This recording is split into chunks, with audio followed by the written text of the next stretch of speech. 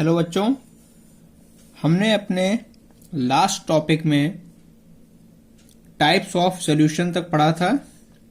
आज हम अपने जो हमारा चैप्टर है ट्रांसपोर्ट इन प्लांट्स उसमें ऑस्मोसिस से स्टार्ट करेंगे। ऑस्मोसिस देखते हैं ऑस्मोसिस क्या होती है। ऑस्मोसिस बेटा, ये जो ऑस्मोसिस होती है ये भी एक डिफ्यूजन ही होती है, लेकिन ये एक स्पेशल टाइप का डिफ्यूजन होता है। वो भी सॉल्वेंट का सॉल्यूशन से उस सॉल्यूशन की तरफ जहां पर कंसंट्रेशन ज्यादा हो। मतलब यहां पर भी डिफ्यूजन हो रही है, लेकिन हाइपोटोनिक से हाइपरटोनिक की तरफ, वो भी तब जब उसके बीच में एक सेमी परमेबल मेम्ब्रेन प्रेजेंट हो। अगर हम कहें इसको ऑस्मोसिस को अगर डिफाइन करें तो इसकी डेफिनेशन क्या बनेगी? It is a special diffusion of solvent. किसका इसमें डिफ्यूजन होता है? सॉल्वेंट का। एग्जाम्पल के तौर पे कह सकते हैं वाटर का। कहां से कहां हो रहा है? फ्रॉम द सॉल्यूशन, उस सॉल्यूशन से जिसकी कंसंट्रेशन कम है। Solution of lower concentration, lower concentration. और कहां जा रहा है? हायर पे, to the solution of higher concentration, so osmosis एक स्पेशल काइंड ऑफ डिफ्यूजन है जिसमें सॉल्वेंट लोअर कंसंट्रेशन वाले सॉल्यूशन से हायर कंसंट्रेशन वाले सॉल्यूशन की तरफ जाता है। वो भी कब जाए? when both solutions, दोनों के दोनों सॉल्यूशंस सेपरेटेड हों। किससे? सेमी परमेबल मेम्ब्रेन से। सेपरेटेड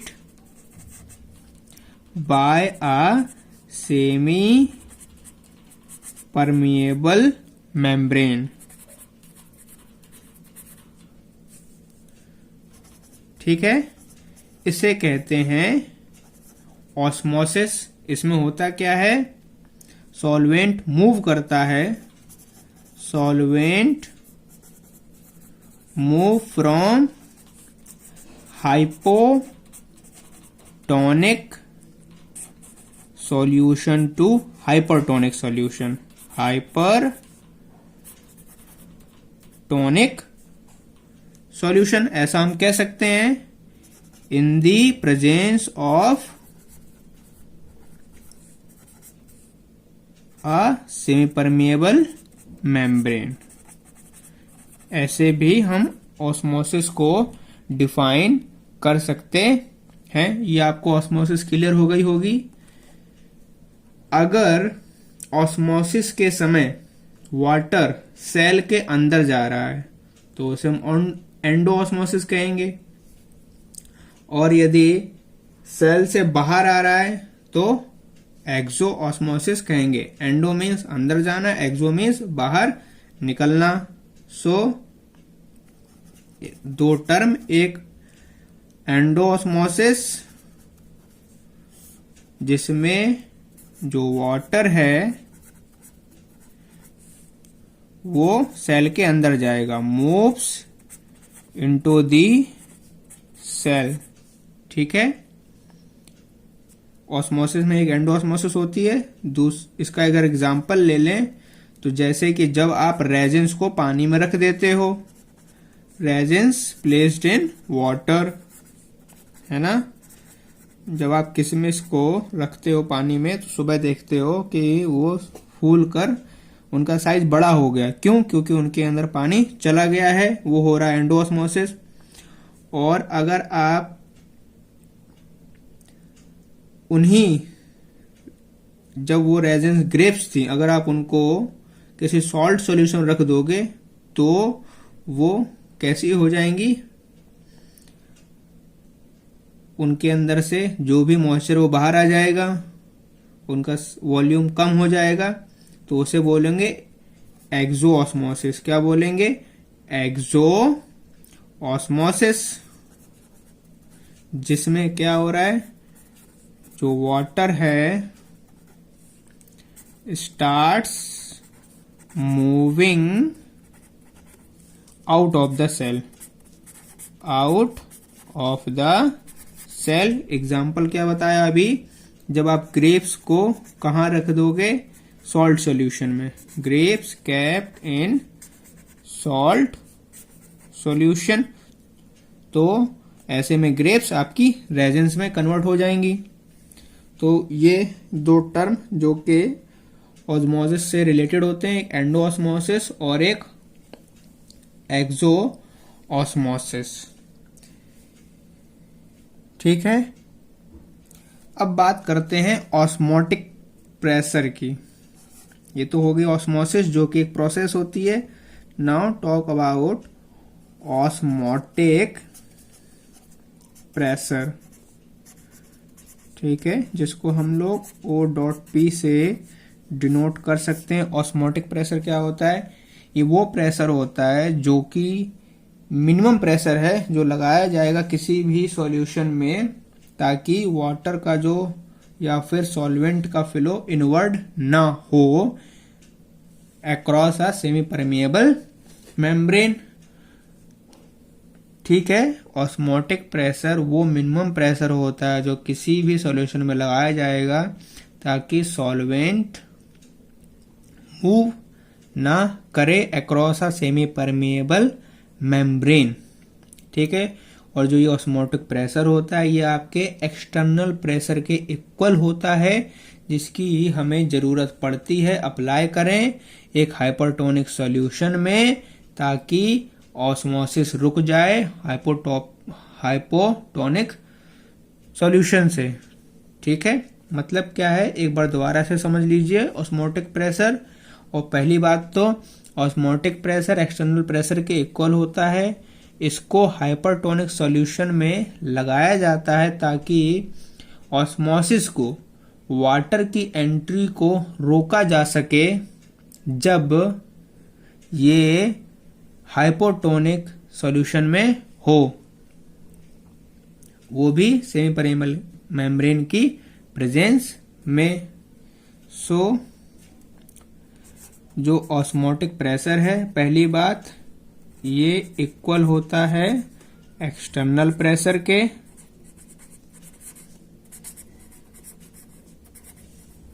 ठीक है, फिर क्या बताया इसमें, it is required pressure to be applied, जो कि अप्लाई किया जाएगा किसके ऊपर लगाएंगे इसको, एक हाइपरटोनिक सॉल्यूशन के ऊपर, हाइपरटोनिक सॉल्यूशन। ठीक है, किस लिए लगाएंगे, in order to prevent osmosis. बात आपको क्लियर हो गई होगी। ऑस्मोटिक प्रेशर, ऑस्मोसिस को रोकने के लिए जो प्रेशर हाइपरटोनिक सॉल्यूशन पे लगाया जाता है इन the presence of semi permeable membrane, उसे कहते हैं ऑस्मोटिक प्रेशर।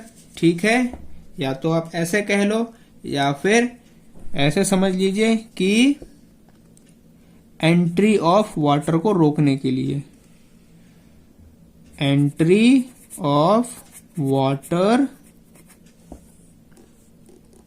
इन इट, ताकि उसके अंदर ना जाए जब when the hypotonic and hypertonic solution separated हो किसी सेमी परमिएबल मेम्ब्रेन से।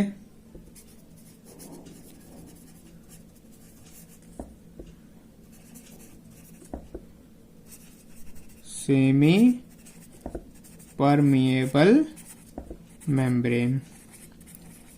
तो जो प्रेशर लगाएंगे उसको कहते हैं ऑस्मोटिक प्रेशर। ये बात आपको पूरी तरीके से क्लियर हो गई होगी।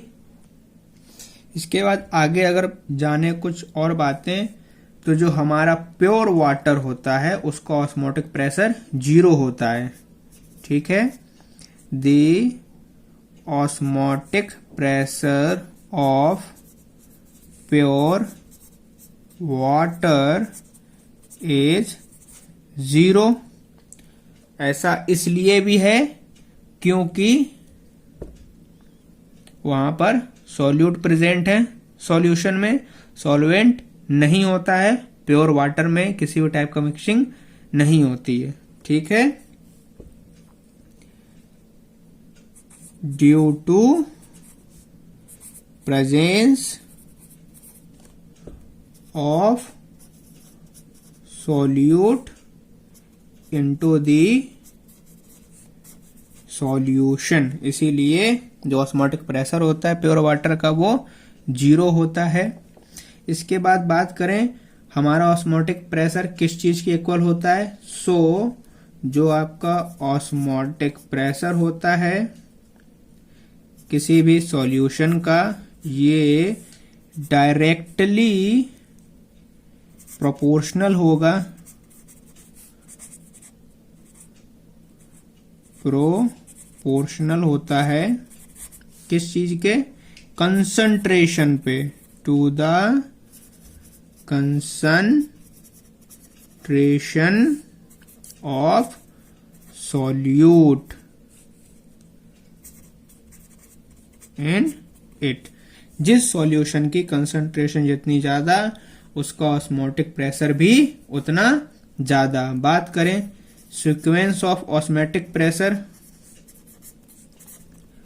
तो वो प्लांट्स के केस में सबसे कम ऑस्मोटिक प्रेशर हाइड्रोफाइट्स में होगा। ठीक है, जो पानी में रहते हैं। उनसे ज्यादा मीजोफाइट्स में होगा।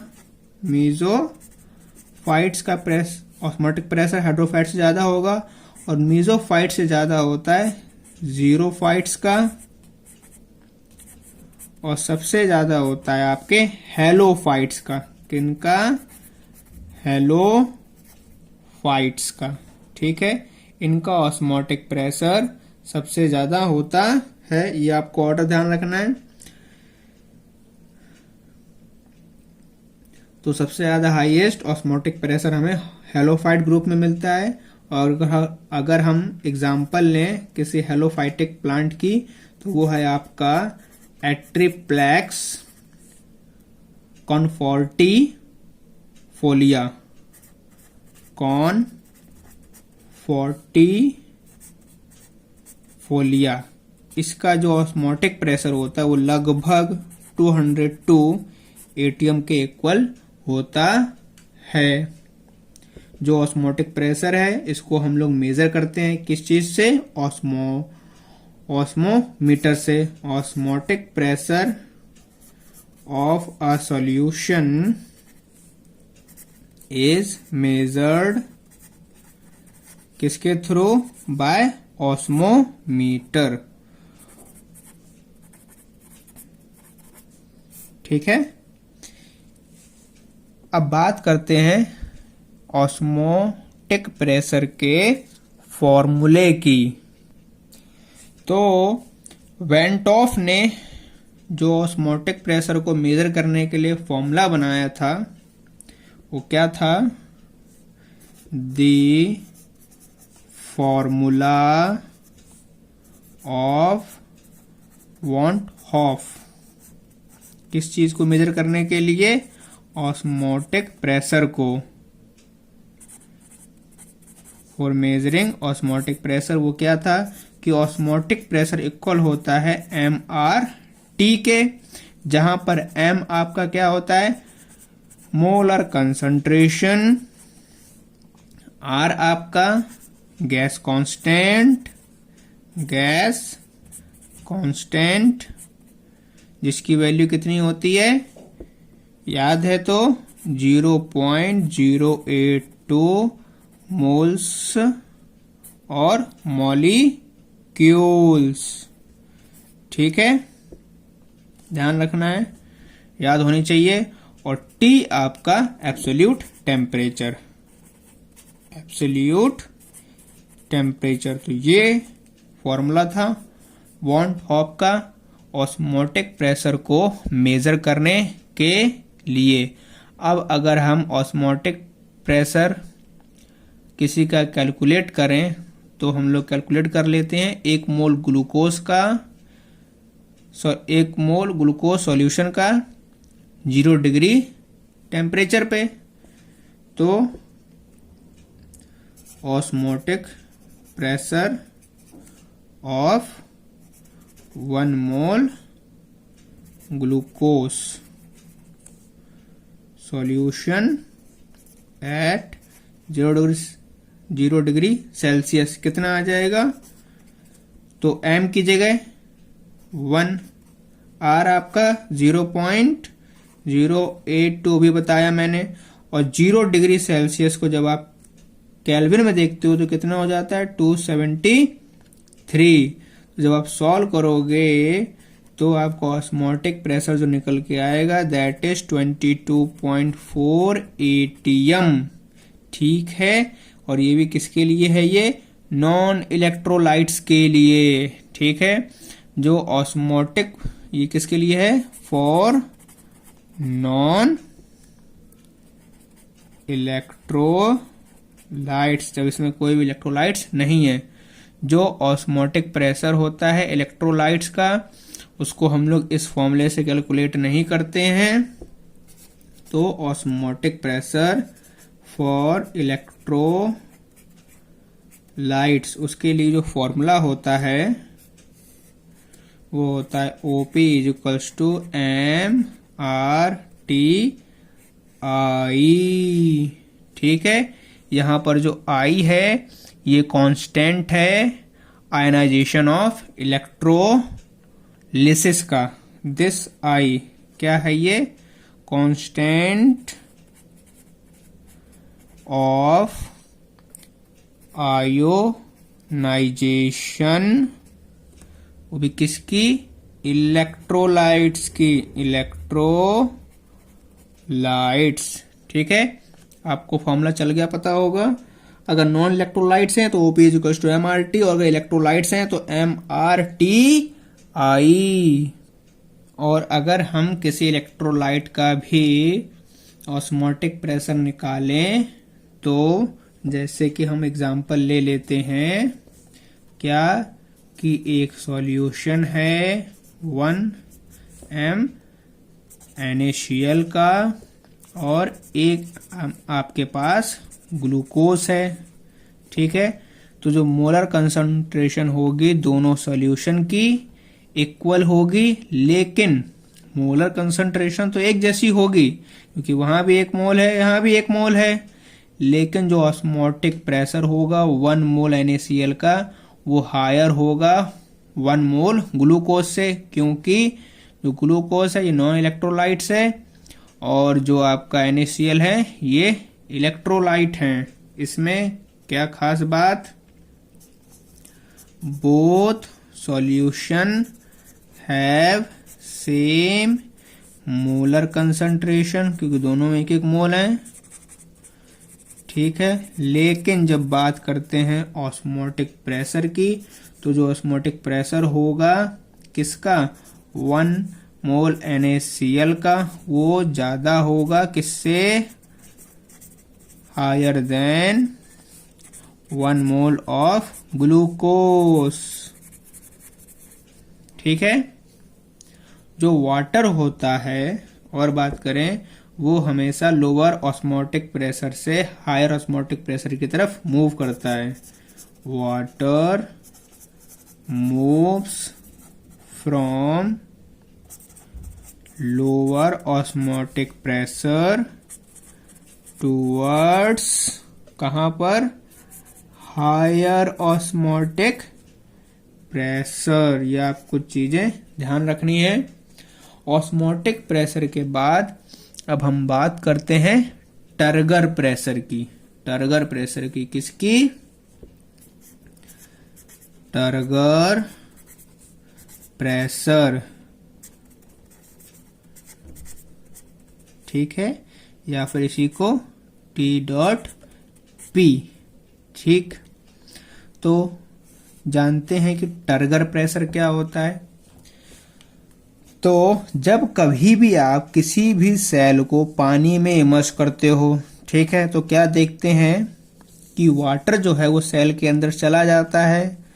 कारण क्या है जाने का अंदर? जो ऑस्मोटिक प्रेशर होता है वो सेल शेप का ज्यादा होता है, ठीक है, इसीलिए पानी उसके अंदर चला जाता है। जो सेल कंटेंट होता है, यदि आप उसको उसकी वॉल से प्रेस करो तो उसकी सेल वॉल के अगेंस्ट में एक प्रेशर डेवलप होगा, और जो प्रेशर उसकी सेल वॉल के अगेंस्ट में डेवलप होगा उसी को हम लोग बोलेंगे टर्गर प्रेशर। बात क्लियर हो गई होगी आपको? क्या कि जब when a cell is immersed in water, ठीक है, हम पहले तो ये चीज देखते हैं कि then water enter into the cell, पानी चला जाएगा सेल के अंदर। ऐसा होगा क्योंकि जो ऑस्मोटिक प्रेशर है किसका? सेल शेप का, वो हायर है, ठीक है। अब उसके अंदर चला गया। अब जब आप सेल कंटेंट को प्रेस करोगे, when the cell content press, जब आप उसको प्रेस करोगे कहां से? उसकी वॉल से प्रेशर लगाओगे उसकी वॉल पर, तो होगा क्या? वो एक प्रेशर डेवलप करेगा, डेवलप आ प्रेशर, किसके अगेंस्ट में? उसकी सेल वॉल के अगेंस्ट में, अगेंस्ट दी सेल वॉल, अगर वो प्लांट सेल है, ठीक है। तो जो प्रेशर डेवलप होगा, ये वाला प्रेशर, ठीक है, उसी को बोलेंगे टर्गर प्रेशर। तो क्या डेफिनेशन बनती है इसकी? जो प्रेशर सेल वॉल के अगेंस्ट में डेवलप हो उसे बोलेंगे टर्गर प्रेशर। जो टर्गर प्रेशर होता है इसको बैलेंस किया जाता है बाय एन इक्वल और अपोजिट वॉल का, और इसी थिक सेल वॉल वाले प्रेशर को बोला जाएगा वॉल प्रेशर, ठीक है। तो जो टर्गर प्रेशर है इसको बैलेंस करने के लिए जिस इक्वल और अपोजिट प्रेशर की जरूरत पड़ती है उसे बोलते हैं वॉल प्रेशर, ठीक है। सो वॉल प्रेशर क्या है इसकी definition?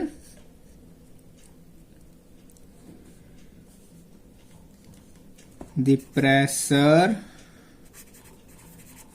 required to balance the turgor pressure, ठीक है, जो कि कैसा होना चाहिए? Equal and opposite, that must be equal and opposite, वो भी किसके? To the thick cell wall, thick cell wall. तो थिक सेल वॉल के एक अपोजिट में और जो इक्वल प्रेशर लगाया जाता है टर्गर प्रेशर के अगेंस्ट में उसे बोलते हैं वॉल प्रेशर।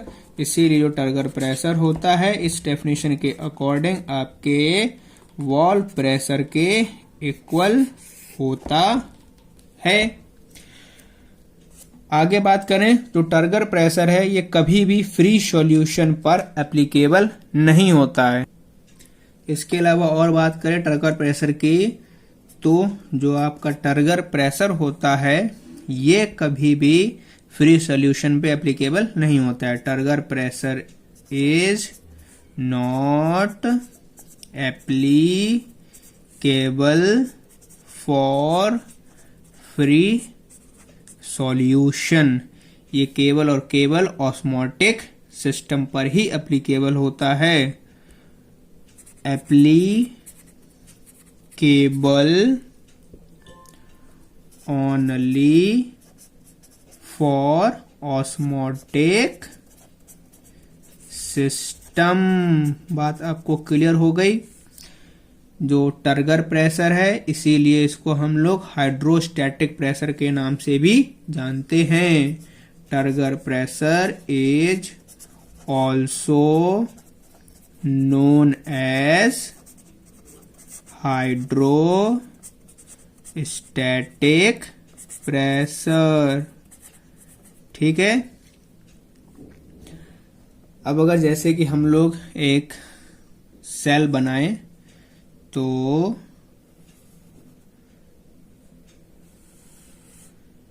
समझाने के लिए आपको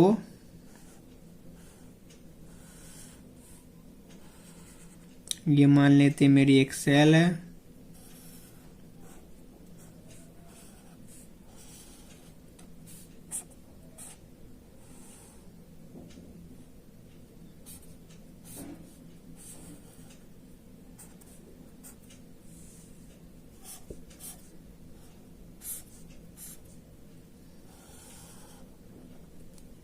ठीक है, ये है मेरी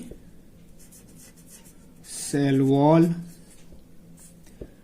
अंदर है इसके प्लाज्मा मेम्ब्रेन। ठीक है,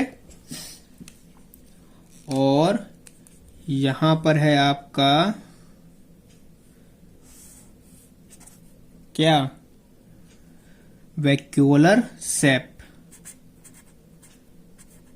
वैक्यूलर सेप, वैक्यूल्स प्रेजेंट होते हैं।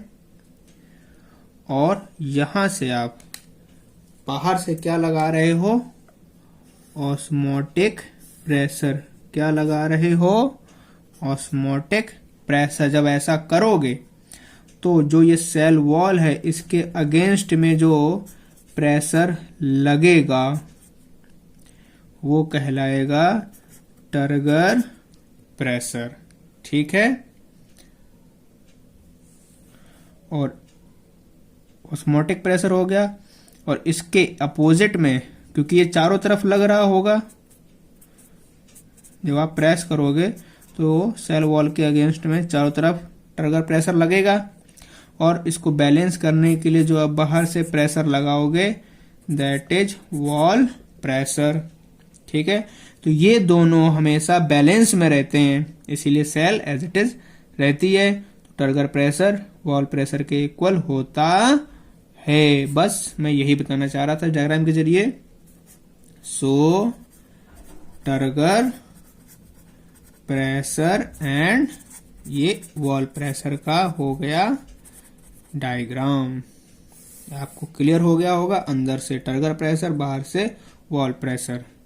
ठीक है, तो हम क्या देखते हैं कि हमारी जो प्लांट सेल है, क्योंकि उसी के पास सेल वॉल होती है, वो बस्ट नहीं होती है। लेकिन जब आप उसको प्योर वाटर में रखते हो तो ड्यू टू वॉल प्रेशर वो बस्ट नहीं होती है। ठीक है, ठीक है। तो जब हम प्लांट सेल को प्योर वाटर में रखते हैं तो पानी अंदर जाते जाता है, लेकिन वो बस्ट नहीं होती। वो इसीलिए बस्ट नहीं होती है क्योंकि बाहर से उसके ऊपर वॉल प्रेशर लग रहा होता है, और जो ये वॉल प्रेशर लग रहा होता है ये टर्गर प्रेशर के इक्वल होता है। So plant cell does not burst. उसका रीजन यही है कि जब आप उसको प्योर वाटर में रखते हैं तो उस पर बाहर से एक क्या लग रहा होता है, वॉल प्रेशर। और अभी मैंने बताया था जो वॉल प्रेशर होता है ये टर्गर प्रेशर के इक्वल होता है।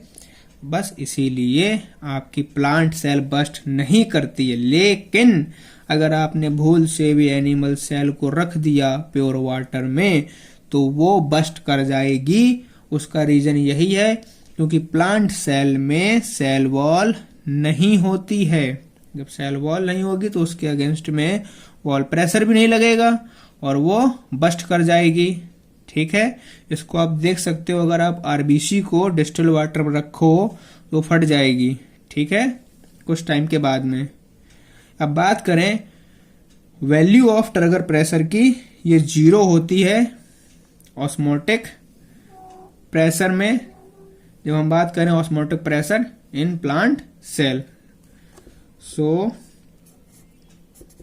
The value of turgor pressure is normally from कहां से कहां होती है 0 to in between the osmotic pressure in plant cell. जो टर्गर प्रेशर की वैल्यू है या तो ये 0 रहेगी या फिर जो भी ऑस्मोटिक प्रेशर एक्ट हो रहा होता है किसी सेल वॉल के ऊपर, वो भी प्लांट सेल की, उसके बीच में इसकी वैल्यू रहेगी। और दूसरी बात जो मैंने बताई क्या कि जो एनिमल सेल है इज बस्ट व्हेन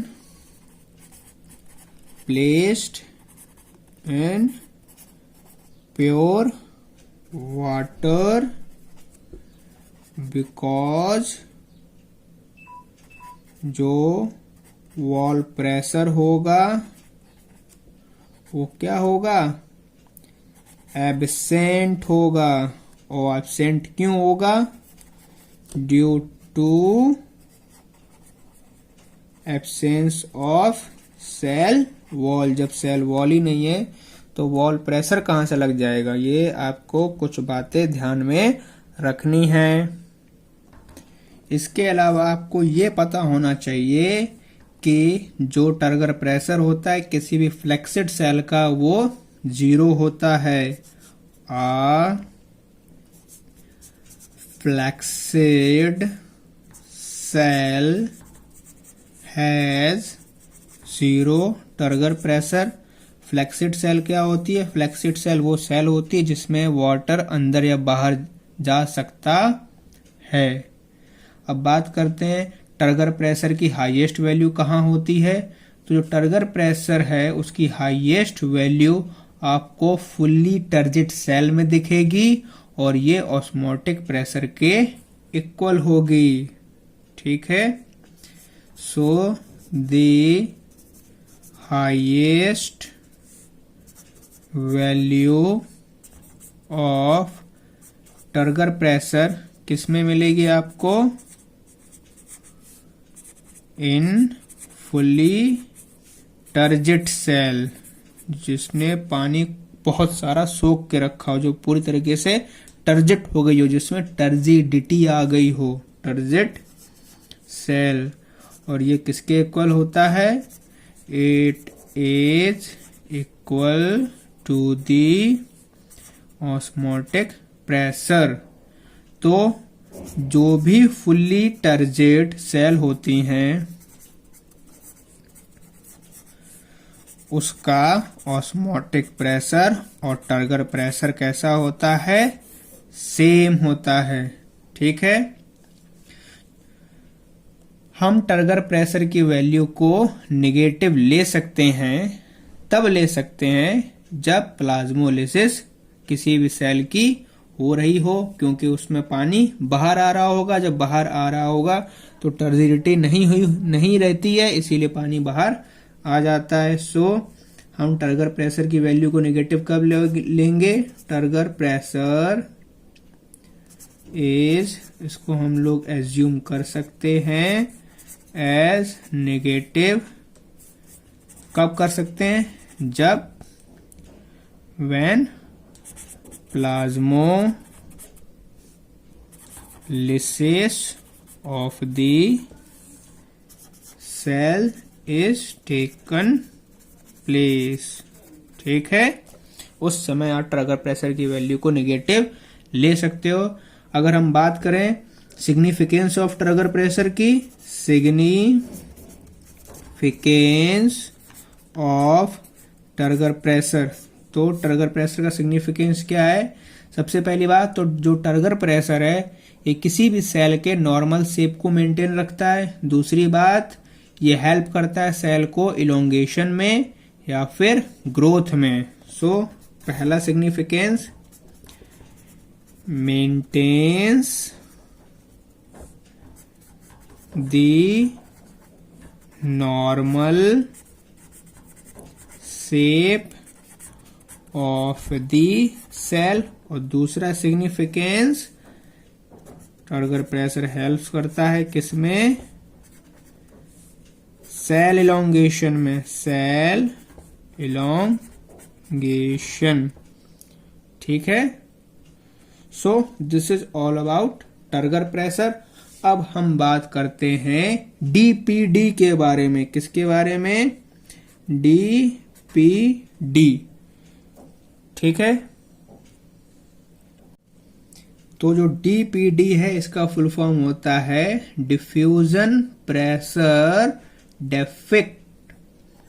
क्या होता है? Diffusion pressure deficit. ठीक है, इसी को ही सक्शन प्रेशर भी बोलते हैं। क्या बोलते हैं? Suction pressure. देखते हैं ये डीपीडी क्या होती है। डीपीडी बच्चों, जब हम बात करें कोई भी ऐसा सिस्टम जिसमें सॉल्यूट ऐड करने पर उसके डिफ्यूजन प्रेशर में कमी आ जाए उसे बोलते हैं डीपीडी। या फिर ऐसे समझ लीजिए, जो डीपीडी है ये हमें ऑस्मोसिस का डायरेक्शन बताता है। इसके अलावा ये बताता है कि किसी भी सेल की एब्जॉर्प्शन पावर क्या है। सो पहले तो डीपीडी की डेफिनेशन लिख लेते हैं। क्या? दी decrease in the diffusion pressure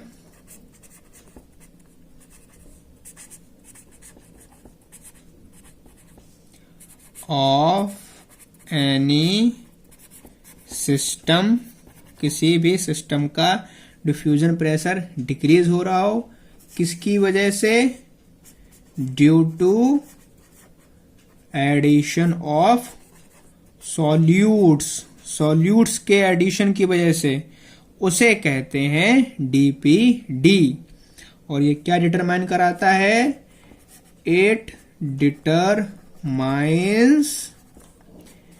the direction of किसका? ऑस्मोसिस का। ठीक है, और क्या होता है? It is the power of absorption of water. It is the power of absorption of water. ठीक है, इस सभी को हम लोग बोलते हैं डीपीडी। जो डीपीडी होता है इसको आप लोग डिमांड ऑफ वाटर भी कह सकते हैं किसी भी सेल में। It is also known as, किस नाम से जानते हैं? Demand of water in cell. किसी भी सेल में वाटर की डिमांड को डीपीडी कहा जाता है। और जो डीपीडी होता है ये सॉल्यूट के कंसंट्रेशन के डायरेक्टली प्रोपोर्शनल होता है। dpd is directly proportional to the concentration of solute। ठीक है, ये बात आपको क्लियर हो गई होगी कि dpd क्या है। अब हम वाटर को डिफ्यूजन से समझने की कोशिश करते हैं।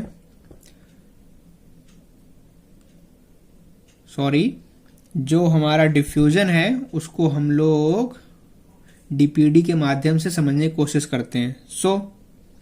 जो डिफ्यूजन होता है, द डिफ्यूजन ऑफ वाटर, वो कहां से कहां होता है? Takes place from the region of lower dpd to the region of higher dpd। ठीक है, तो या तो आप ये कह लीजिए कि डिफ्यूजन डीपीडी के केस में या फिर डीपीडी डिफ्यूजन के केस में। तो जो डिफ्यूजन होगा ये हमेशा लोअर डीपीडी से उस रीजन की तरफ होगा जहां पर डीपीडी ज्यादा होगी, जहां पर वाटर की डिमांड ज्यादा होगी। Lower DPD to higher DPD आपकी डिफ्यूजन होती है। उनके बीच में क्या होगी? एक सेमी परमेबल मेम्ब्रेन और वाटर जा रहा होगा लोअर डीपीडी से हायर डीपीडी की तरफ, या आपकी सेमी परमेबल मेम्ब्रेन के अक्रॉस में। नॉर्मली जो ऑस्मोटिक प्रेशर होता है वो आपके टर्गर प्रेशर से हाई होता है किसी भी सेल के अंदर, और जो टर्गर प्रेशर और जो आपका ऑस्मोटिक प्रेशर है इसके बीच का जो डिफरेंस होता है उसी को हम लोग बोलते हैं डीपीडी। अगर डीपीडी को आप ऑस्मोटिक प्रेशर और टर्गर प्रेशर के उससे समझने की कोशिश करेंगे तो जो ऑस्मोटिक प्रेशर और टर्गर प्रेशर के बीच में डिफरेंस है उसी को बोलते हैं डीपीडी या फिर suction pressure.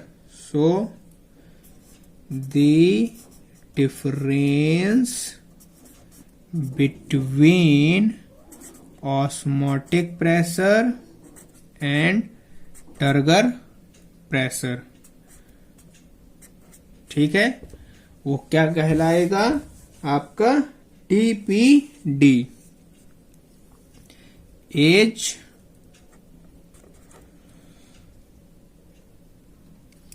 is called DPD और सक्शन प्रेशर।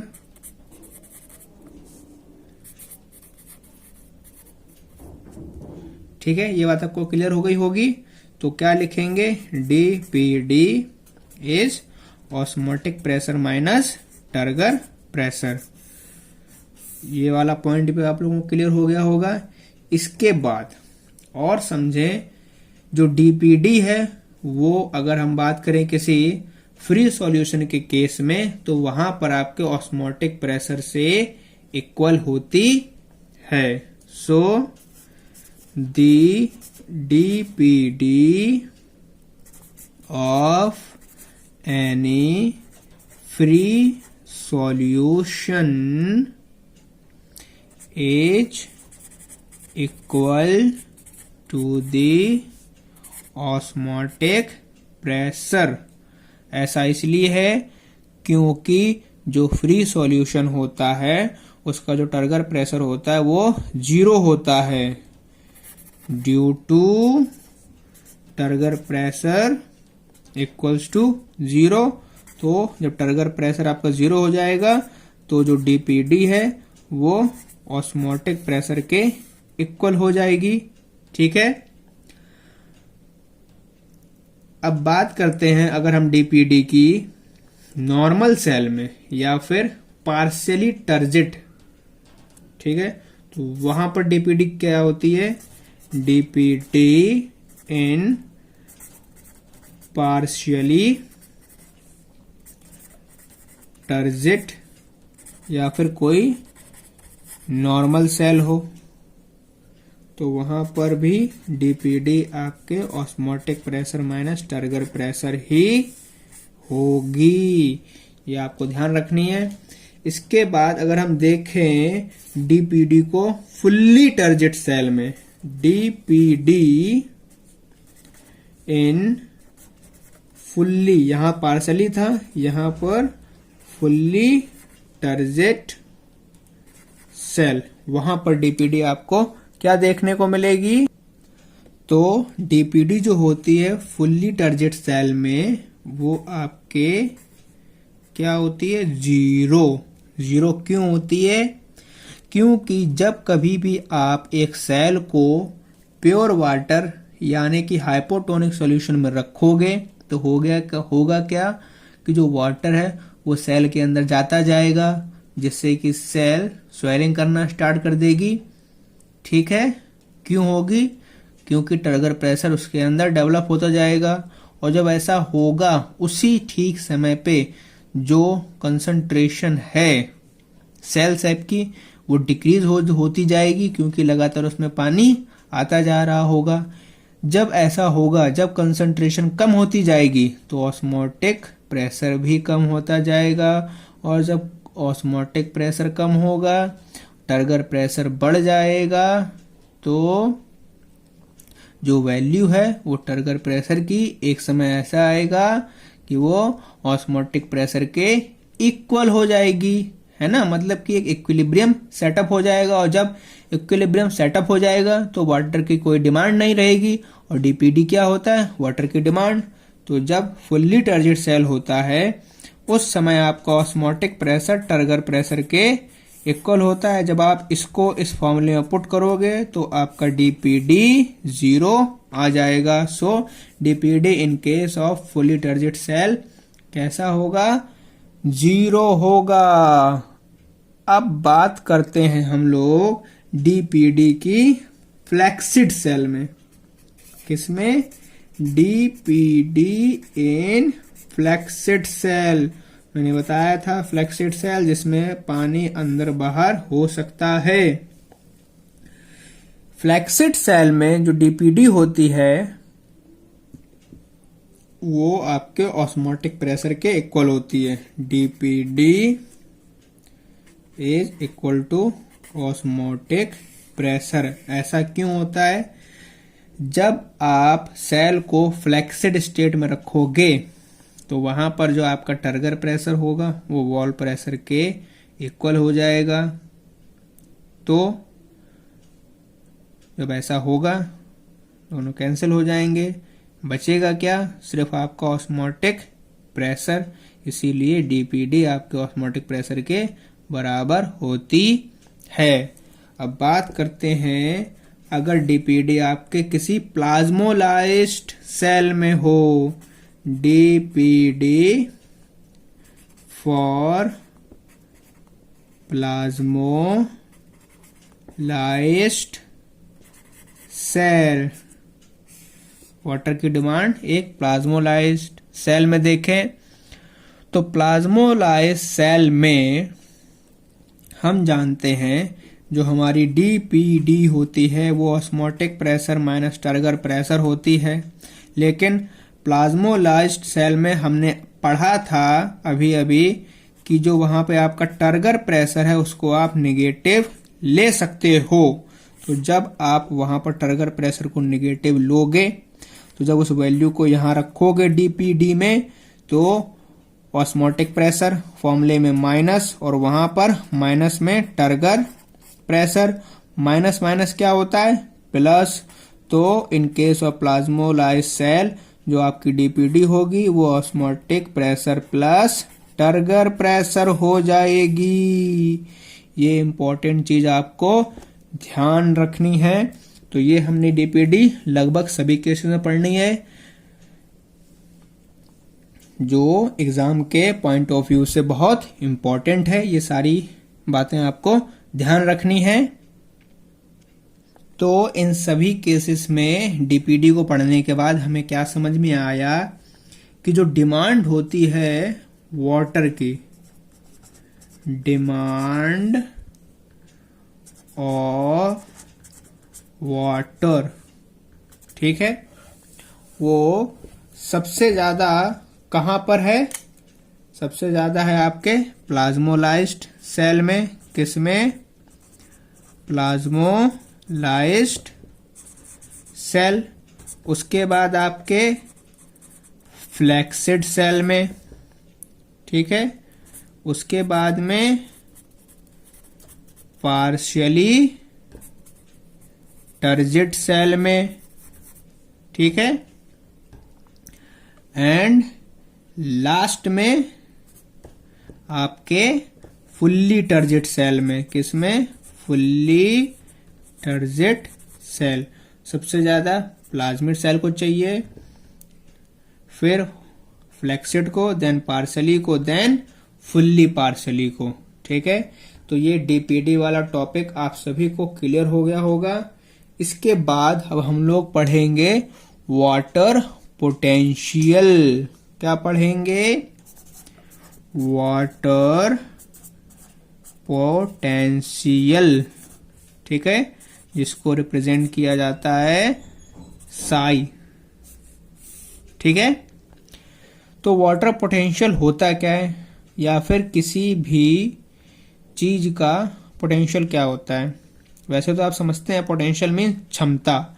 जब हम वाटर के केस में समझेंगे तो जो डिफरेंस होता है फ्री एनर्जी, वो भी किसकी फ्री एनर्जी?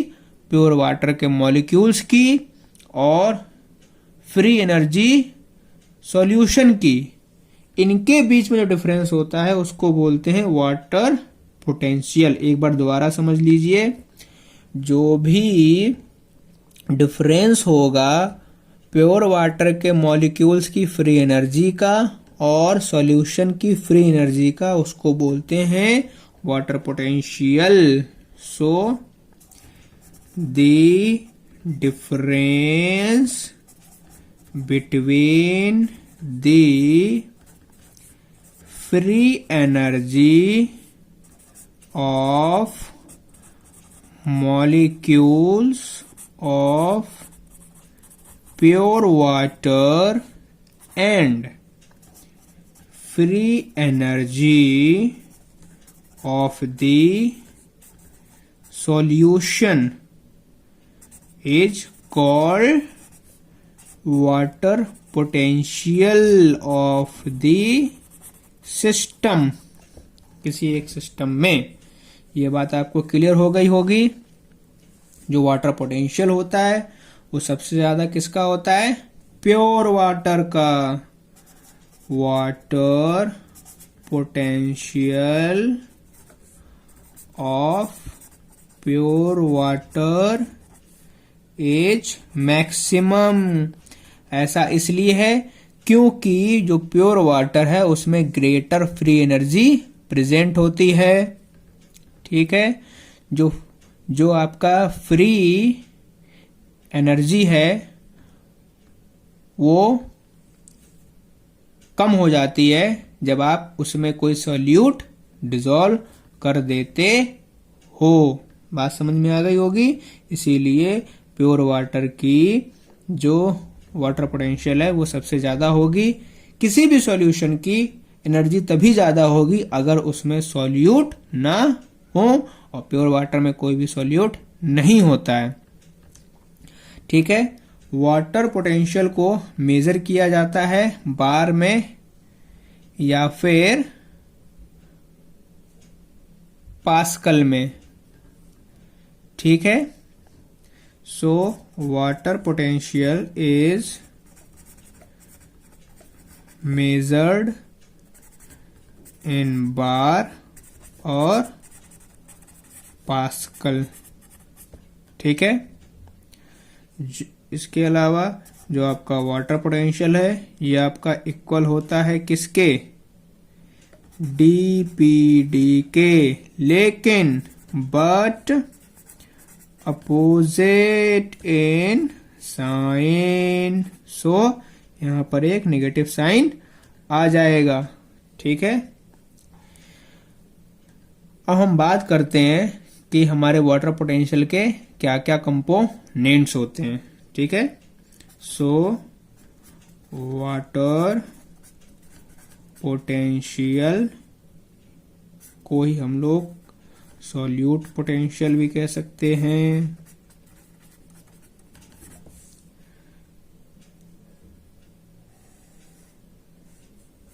ठीक है, सो वाटर पोटेंशियल के बाद अब बात करते हैं वाटर पोटेंशियल के कंपोनेंट्स की। सो वाटर पोटेंशियल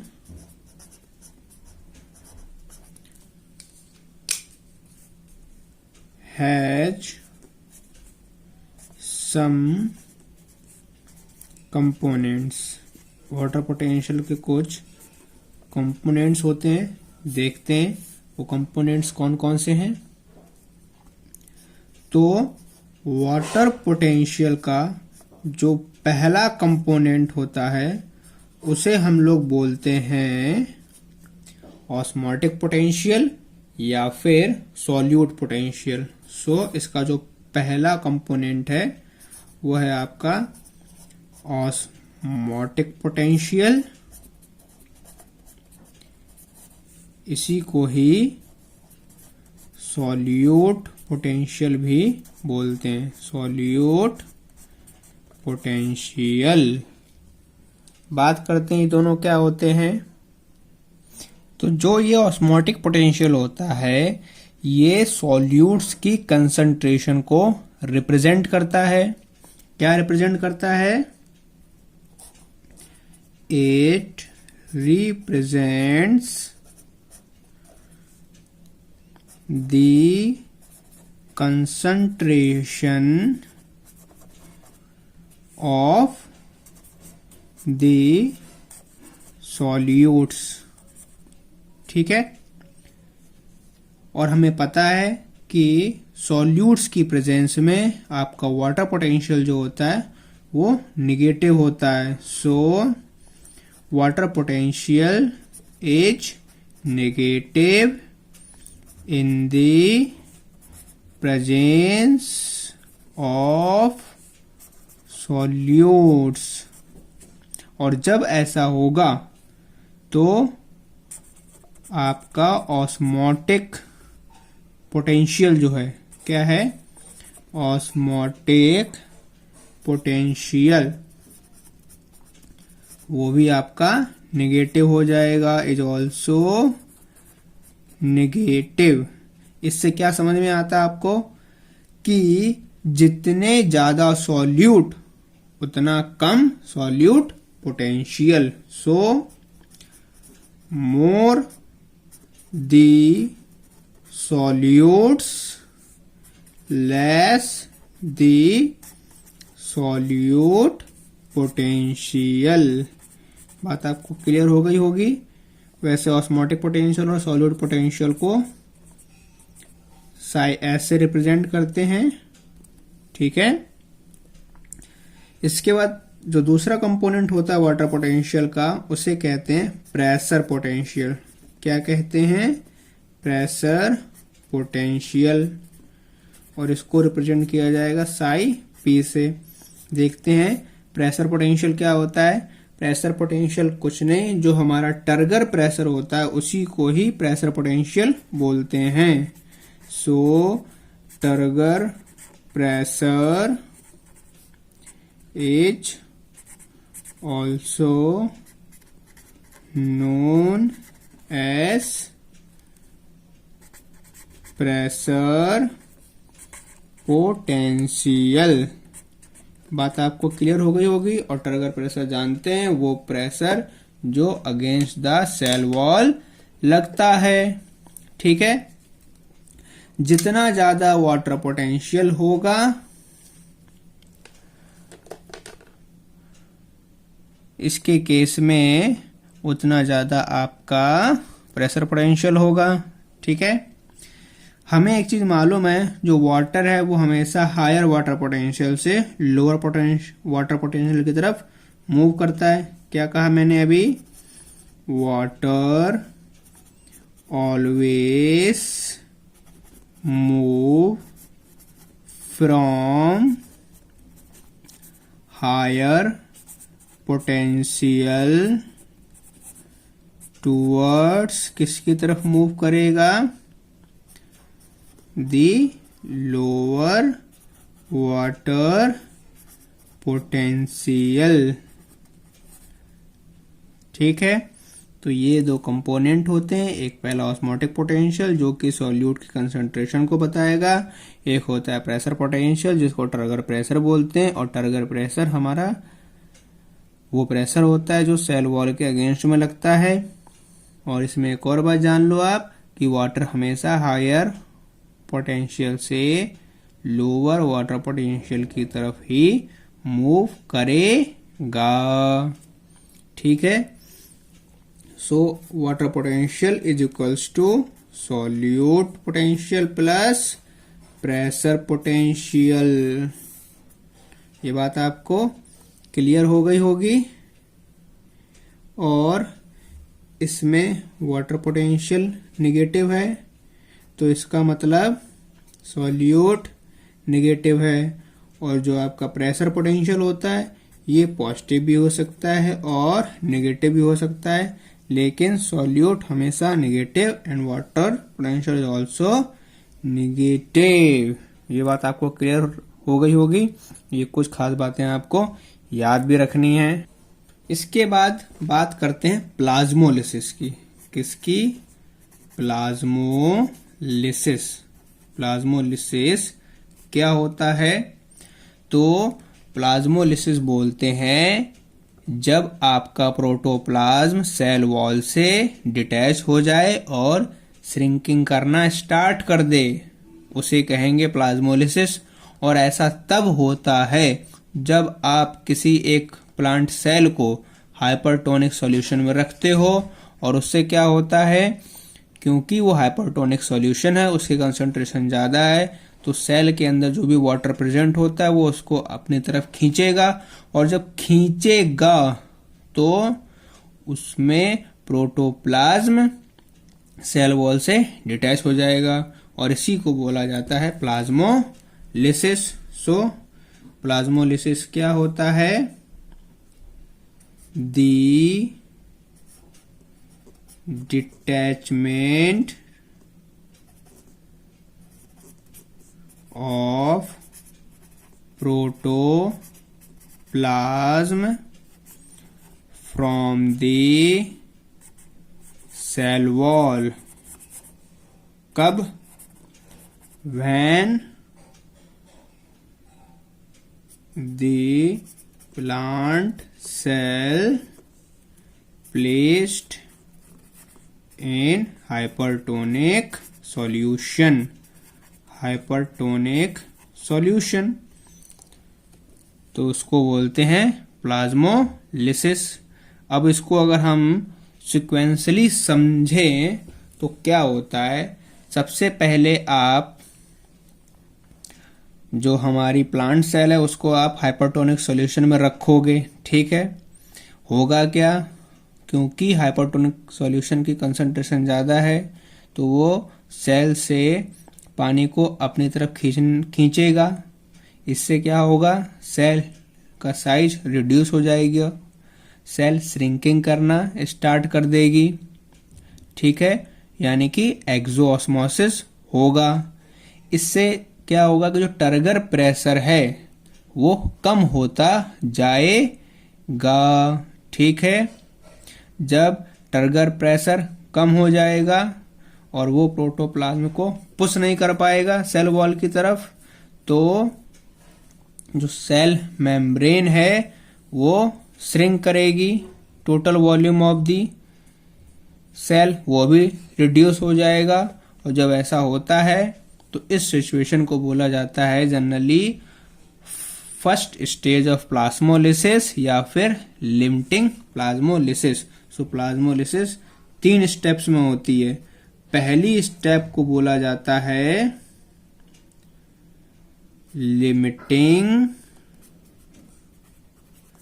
प्लाज्मोलिसिस, जिसमें कि पानी जो सेल के अंदर वो बाहर आना स्टार्ट हुआ है, ट्रिगर प्रेशर डिक्रीज हो रहा है। ठीक है, जो दूसरा स्टेप होता है इसको बोलते हैं इंसिपिएंट प्लाज्मोलिसिस। क्या बोलते हैं? इंसिपिएंट प्लाज्मोलिसिस। इसमें क्या होता है, अगर वाटर का डिफ्यूजन कंटिन्यू होता रहे, मतलब कि जो एक्स ऑस्मोसिस है वो होती रहे, इससे सेंट्रल वैक्यूल जो है ये कॉन्ट्रैक्ट कर जाएगा, और जब ऐसा होगा तो जो प्रोटोप्लाज्म है वो श्रिंक करेगा, लेकिन सेल वॉल आपकी कॉन्ट्रैक्ट नहीं कर पाएगी और प्रोटोप्लाज्म डिटैच हो जाएगा कॉर्नर से। किससे? सेल वॉल के कॉर्नर से। इसी कंडीशन को इंसिपिएंट प्लाज्मोलिसिस बोलते हैं। और जो थर्ड स्टेप होता है उसे बोला जाता है एविडेंट प्लाज्मोलिसिस। क्या? एविडेंट प्लाज्मोलिसिस, या फिर आप फुल प्लाज्मोलिसिस भी कह सकते हैं। फुल प्लाज्मोलिसिस, इसमें क्या होगा, जब प्रोटोप्लाज्म की श्रिंकिंग कंटिन्यूअस होती रहेगी एक्सऑस्मोसिस की वजह से, तो प्रोटोप्लाज्म सेल वॉल से अलग हो जाएगा। ठीक है, और एक स्पेरिकल शेप बना लेगा। इसी को बोला जाता है एविडेंट प्लाज्मोलिसिस। और उसके होने के लिए हाइपरटोनिक सॉल्यूशन का होना बहुत ज्यादा जरूरी है सेल वॉल और प्रोटोप्लाज्म के बीच में। तो ये तीनों स्टेप आपको क्लियर हो। सो hypertonic solution is present in between the cell wall and protoplasm in plasmolysed cell, plasmolysed cell, और प्लाज्मोलिसिस हो जाती है। तो यहाँ आपका प्लाज्मोलिसिस खत्म होती है। इसके बाद हम लोग पढ़ेंगे इम्बाइबिशन। क्या पढ़ेंगे? इम्बाइबिशन।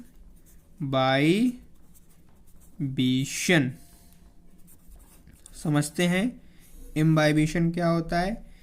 इम्बाइबिशन एड्जॉर्प्शन होता है लिक्विड का किसी भी सॉलिड मटेरियल के द्वारा, या फिर किसी हाइड्रोफिलिक कोलाइड्स के द्वारा वाटर का एड्जॉर्प्शन। इन दोनों ही चीजों को क्या बोलते हैं? इम्बाइबिशन। सो क्या बताया? Adsorption of liquid by any solid material, ठीक है, या फिर एड्जॉर्प्शन ऑफ वाटर। किसका? वाटर का। किसके द्वारा? By hydrophilic colloid. उसे हम लोग बोलेंगे इम्बाइबिशन। ठीक है, इम्बाइबिशन में अगर हम लोग और बात करें तो इम्बाइबिशन एक फिजिकल प्रोसेस होती है जिसमें कि जो ड्राई सॉलिड कोलाइड मटेरियल है वो स्वेलअप कर जाता है वाटर के एड्जॉर्प्शन की वजह से। So it is a physical process. क्या है ये? एक फिजिकल प्रोसेस है। इसमें जो सेल वॉल होती है कोलाइडल सब्सटेंसेस की, वो सेलुलोज, पैक्टिन या फिर हेमी सेलुलोज की बनी होती है। The cell wall is made up of colloidal substances। Colloidal substances जैसे कि आपका कोलोइडल सब्सटेंसेस कौन कौन से हैं? सेलुलोज, देन आपका पैक्टिन, देन हेमीसेलुलोज। हेमीसेलुलोज मतलब क्या है? जो सेलुलोज है, जो कैप्टेन है और जो हेमीसेलुलोज हैं, इनकी सेल वॉल कोलॉइडल सब्सटेंस से बनी होती है। तो जो दूसरा पॉइंट है कि सेल वॉल जो होती है, जैसे कि सेलुलोज की, पैक्टिन की, हेमीसेलुलोज की, ये कोलॉइडल सब्सटेंसेस से बनी होती है। अगर हम लोग बात करें इम्बाइबेशन पावर की, किस चीज की? इम्बाइबेशन पावर तो सबसे ज़्यादा होती है अगर की, इसके बाद पैक्टिन की, इसके बाद प्रोटीन की, इसके बाद स्टार्च की, एंड देन सेलुलोज की। सबसे ज़्यादा इम्बाइबेशन अगर में होता है। ठीक है, और ये सारे आपके इम्बाइबेंट मटेरियल हैं। अगर लगभग 99% अपने वेट का वाटर एब्जॉर्ब कर लेता है। और जो प्रोटीन है ये लगभग अपने वेट का 15 टाइम्स ज़्यादा एब्जॉर्ब कर पाता है। ठीक है, इसके अलावा इम्बाइबेशन एक टाइप का डिफ्यूजन भी होता है, क्योंकि इसमें जो वाटर का मूवमेंट होता है वो अलोंग दी कंसंट्रेशन ग्रेडियंट होता है। जो सीड हैं या फिर जो दूसरे मटेरियल्स होते हैं, वो भी, उनमें कोई भी वाटर नहीं जाएगा अगर कंसंट्रेशन ग्रेडियंट ना हो। सो क्या बताया? That imbibition is also a type of diffusion. ये एक टाइप का डिफ्यूजन भी होता है। क्यों? सेंस वाटर मूवमेंट, जो वाटर की मूवमेंट होती है वो अलोंग द कंसंट्रेशन ग्रेडियंट होती है। Is along a concentration gradient. इसके अलावा इम्बाइबेशन के लिए वाटर पोटेंशियल का एड्जॉर्बेंट और इम्बाइब्ड लिक्विड के बीच में होना बहुत ही ज़्यादा जरूरी है। इसके बिना इम्बाइबेशन नहीं होगा। सो वाटर पोटेंशियल, ठीक है, ये कहाँ होना चाहिए? जो वाटर पोटेंशियल ग्रेडियंट है ये आपका प्रेजेंट होना चाहिए बिटवीन द एड्जॉर्बेंट, जिसको एड्जॉर्ब करना है, और लिक्विड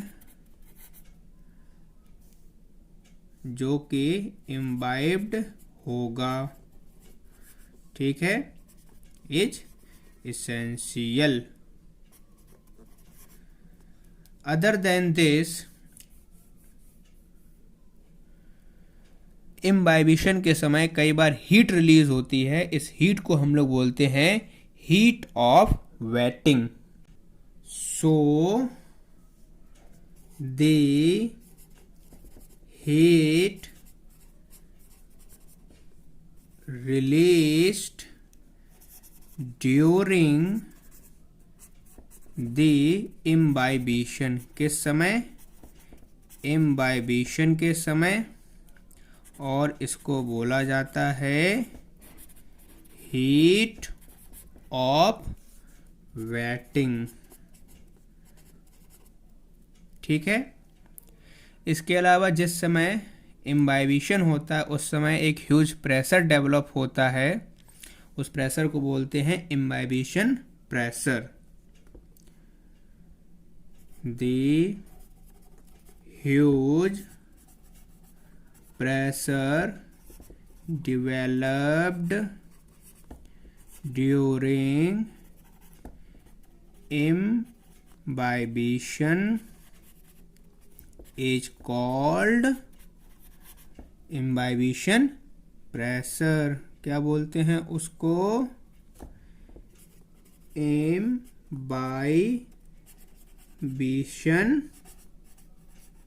प्रेशर। ठीक है। कई बार इस इम्बाइबिशन प्रेशर को मैट्रिक पोटेंशियल भी बोल देते हैं वाटर पोटेंशियल के रिस्पेक्ट में। सो IP imbibition pressure is also called metric potential। क्या?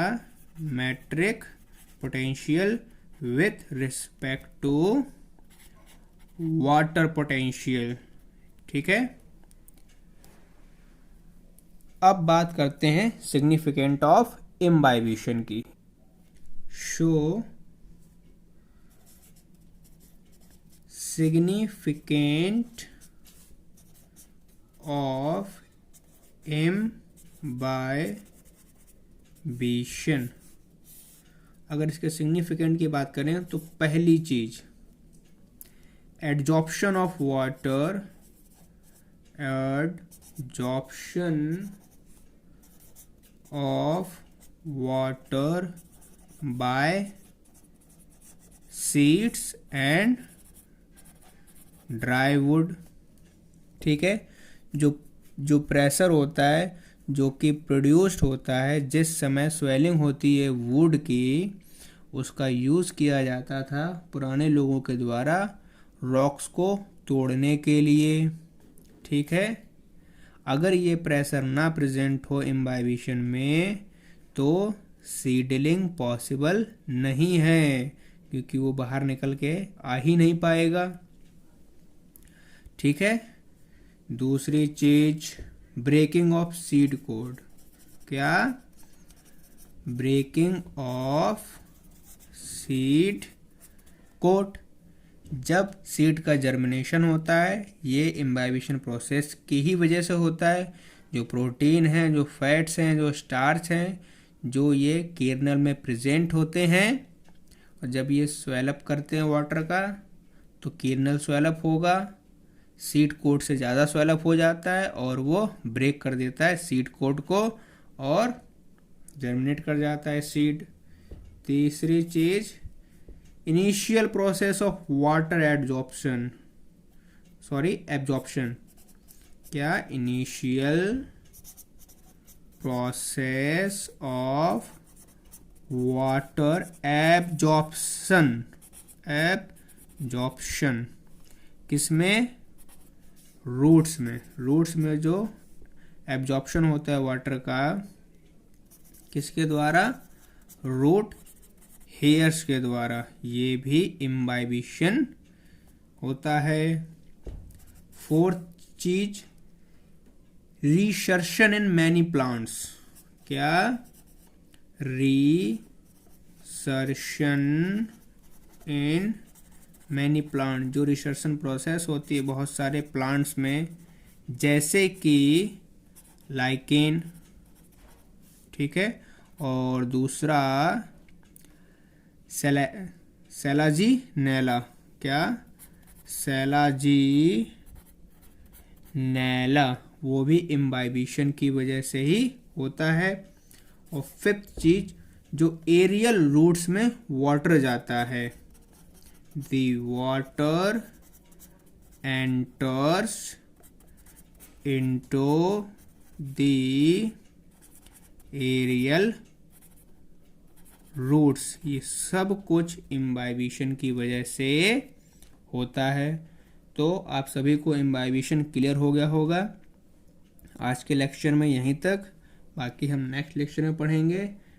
तब तक के लिए पढ़ाई करते रहिए, स्वस्थ रहिए, and please like, subscribe and share the channel, ताकि सभी बच्चे इसका फ़ायदा उठा सकें। थैंक यू बच्चों।